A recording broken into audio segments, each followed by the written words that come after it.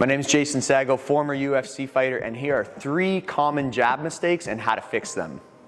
The number one mistake I see from new students is throwing a lazy jab. So a lazy jab is when the jab comes straight out, but it doesn't go straight back, it loops down. We always want to be punching straight out, straight back in, just like a piston, all the way out, all the way back to your guard where you're protected.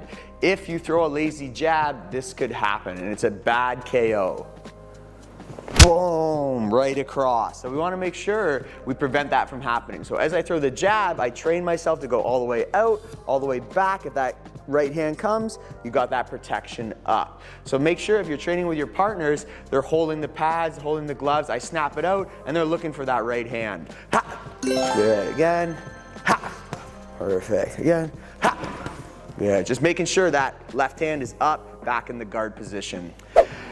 Second mistake students make when firing off the jab is they drop the rear hand. It's like they're holding a bow and firing an arrow. We don't want to do that. We always want to be protecting the temple on the rear hand. If you don't do that, I throw the jab and I leave myself open for a left hook. Boom. So we got to make sure we're gluing our rear hand to our temple. So when I throw that jab, if he throws the left hook, boom, we're protected. Boom, we're protected. Check out the video holding up the piece of paper. If you're doing it right, the piece of paper stays up nice and high. If you do it wrong, it drops. Ha! Ha! Drop.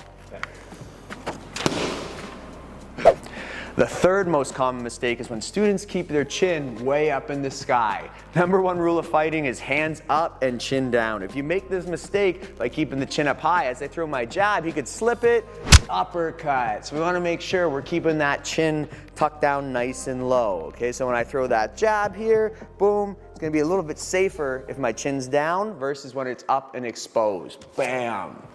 Watch that video on the tennis ball. It's going to help you keep your chin tucked the entire time.